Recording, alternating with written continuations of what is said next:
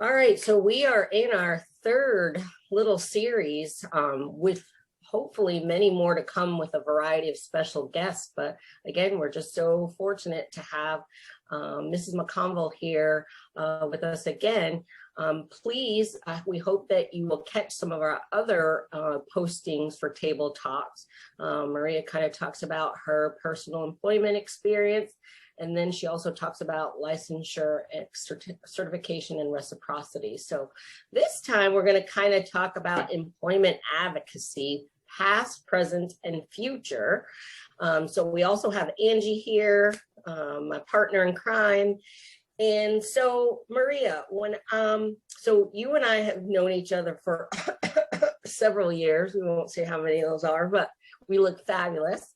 But the one thing I remember many years ago, and this is actually how I met Deb, but 17 years ago, you were really on the cutting edge of, spouse empowerment, employment. And there was it was the Women's Conference a few years ago. What were the initial thoughts? Like, how did that come about for you?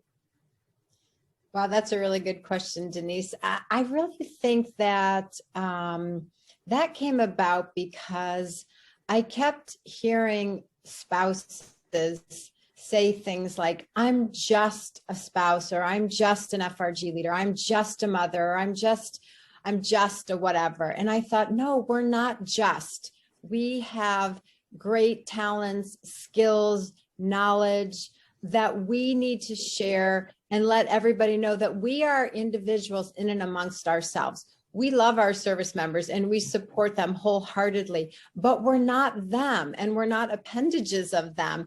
And I think that years ago, we used to introduce ourselves, hi, I'm Maria McConville. My husband is the blah, whatever it was.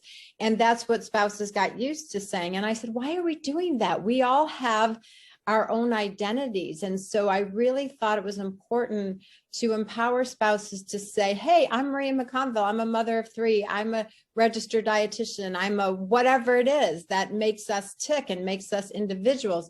And so I really think that was the start of my journey with really trying to let the world know that we spouses have some great things to contribute besides our soldiers. Yes, for sure. So you've been in service and serving alongside your spouse for over 40 years now? Well, he's been in the Army 40 years. I've been married to him for 33 years and 10 months. plus then your service as well. So what changes have you seen over the years, and where are we now regarding the drive and initiatives for military spouse employment? Oh my gosh, things have changed immensely from when I became a spouse almost 34 years ago. Back when I married my husband and I went from being an officer in the Army myself to what we would call a dependent wife. Thankfully, now they call us family members. Just navigating the whole job search. And of course, back then we didn't have the internet. So I paid someone to do this fancy whoopie-doo resume for me, only to take my resume around and not really be able to get a job. And of course, there was no searching on the internet. So you just looked in the classifieds in the newspaper, or maybe you knew someone who you could network with. But, fast forward to the internet, fast forward to e-commerce, fast forward to entrepreneurship for spouses, things have changed immensely. When I started my own consulting business, it was about 7, 8, 9 years ago. I didn't know any resources that were out there for spouses starting their own businesses. Everything that I learned from other dietitians who had their own businesses, who were in the entrepreneurial space. Wow. Now I know that there are so many resources out there for spouses. There are organizations, there are companies that want to employ military spouses. There's so many organizations helping with job placement and skills build. And so military spouse jobs and this Army Up program is unique in that it's the one job placement. a nonprofit for spouses. A lot of other organizations help with career readiness through career exploration, mentoring, resume help. Of course, Military One Source is an organization for all military spouses that helps with so many aspects of that. But just, I would say, in the last 10 years, has the aperture really opened up for us as military spouses. And I'm so incredibly grateful to your organization and to all of the organizations that have really invested in spouses and really helped and stepped up to bat to really make it more equitable for what we're seeing in the civilian sector, where a lot of spouses are in the workplace. Now, I will say that there are times in my career that I have chosen not to work. It wasn't always the right situation for me. So I don't ever want to send the message to spouses that, if you don't work, you're not keeping up with everybody else, because there's times in this military life where it's just not the right time for us to be working. But the nice thing is that it seems more and more that if we do want to work, the resources are there for us. Yeah, for sure. I'm glad that you mentioned that, because military spouse jobs actually has a special segue for individuals who are not actively seeking employment through Spouse Nation. So it's a training and development piece. And so it's not something that has to be, we don't work just with spouses who are actively searching or want to be placed into a position. We definitely try to include those people who we understand it may not be the right season in their life. Maybe they're having to wait till their kids go to school or whatever. Or they live in Hawaii like I did and didn't want to work when you live in Hawaii, because who wants to work when you live in Hawaii, right? Exactly.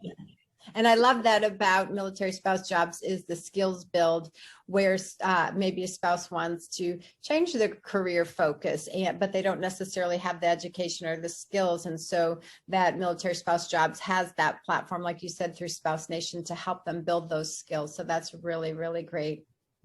Yeah, it's awesome. Yeah, and you're so right with that. Is sometimes we go through seasons, and we might not be where we started, and we've kind of changed with either skills that we've learned by our volunteer service with our soldier. So you're absolutely right.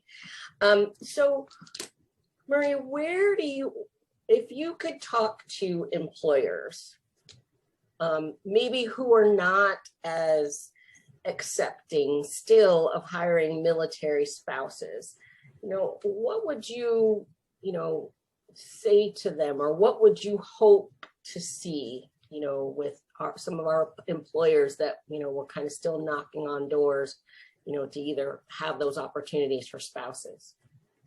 That's a really great question. I think that because of the internet and because so many people can telework or take their jobs with them, that we no longer are at the great disadvantage that we used to be, because a employer didn't want to invest in a military spouse only to lose them a year or two later. But that's not the case anymore. So back in 2010, I started working for a company here in the Washington, D.C. area. And of course, after 10 months of working there, my husband says, guess what? We're moving back to Kentucky.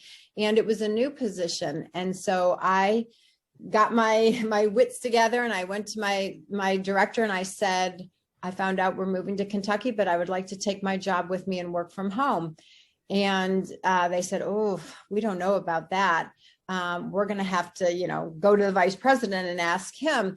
And they did, and came back to me and they said, we're going to give you a 90-day trial. And so we moved to Kentucky and I worked from home while Jimmy was the commanding general. So I, kind of wore several different hats. I traveled a lot for that job. And I worked for them for another 3 years until they merged with another company and kind of phased our department out. But I think that in this day and age, with the ability to move your job with you, that is a huge advantage. I also think that where a lot of spouses have gone is the entrepreneurial route. So with e-commerce, being able to have, say you're a really talented artist or crafter or something, that so many more spouses can own their own businesses. And one of the things that I have to say I've worked hard with the Army on is having home-based business reciprocity. So on our previous session, we talked about licensure reciprocity, but the process for having a home-based business, if you lived on a military installation, was different at all the different installations. So now over the last couple of years, through the hard work with G9, they've been able to standardize that process so that if a spouse has their own business and they want to have that business at another installation that they've already been vetted for, then the process should be a lot easier. So I just think that employers should know that just because we're military spouses doesn't mean we're going to leave the company. We are, I mean, look at our soldiers. They're so loyal to the Army. We're loyal to our employers as well. And as I said in last session, we're hardworking, we're punctual for sure, we're resourceful, and we're resilient and we're flexible. So I think that military spouses bring so much goodness to the work site. And I also think the wisdom that we've gained from moving around and living in so many different situations is such a key asset to make us good employees. Yeah, I completely agree. I think I'm much more a diverse individual because of those different locations and those different life experiences that we've gained with each PCS. So this past year has been challenging for military families and particularly women in the workforce. But COVID has largely, as you mentioned, reframed the employment landscape. So spouses do have some more ability. That's one of the positives that came out of it, was some of this technology and understanding that people can work remotely. But as things continue to open up post-COVID and you get back on the road with General McConville, what are some areas that you will be addressing as it relates to spouse employment or empowerment? Great question. Well, of course, for many military spouses, spouse employment hinges on childcare.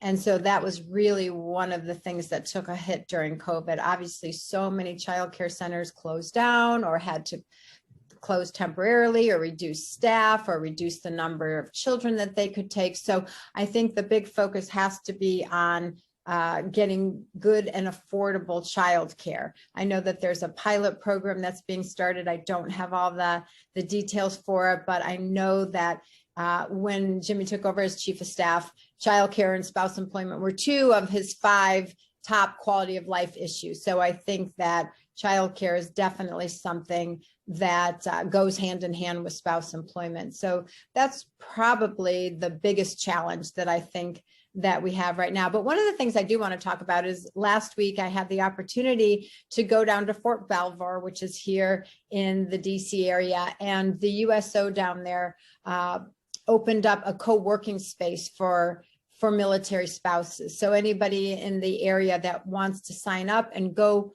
work at this beautiful facility right next to the hospital there at Fort Belvoir, or a block down the street from the hospital, you can sign up to go and work in this co-working space. They've got internet, they've got a conference room, they've got separate cubicles, they've got these great chairs that you can sit in that have the noise cancellation, so you can have a private phone call and other people can't hear you.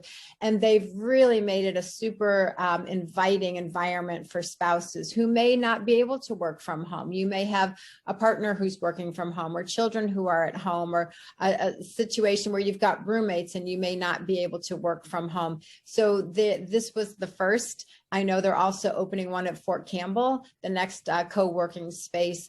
And I think this is going to be something successful, and we might see this mirrored at other installations. But it's really important that spouses take advantage of these things, because if you don't, they're going to go away. And so the USO is pleased that they've had a number of spouses come and work in their co-working space, but they'd love to see more utilization. So anybody in the DC area, please check it out. Yeah, that's awesome. And Denise, you visited that site, correct? Oh my gosh, it is phenomenal. And you are so right, Maria, because the scary thing is if we don't use it, we lose it. Especially as we know there's a lot of budget cuts because of COVID, in the military. So, we've come a long way in terms of where we're recognized for spouses to have these type of centers. So, we want to use them, so we don't lose them. So you are so right. But yes, it was phenomenal. And it's great that, you know, even for me, if I felt that I lived in that area and I just had a lot going on at home and I just needed to go to a place to, you know, to do work, it's a great center. Yeah, I think that it's important. Some people really do work better in an office environment. And so it provides that separation between home and work, which some people really do better with. So, well, thank you so much for joining us and discussing all of these important spouse employment initiatives. My pleasure. Thanks for having me.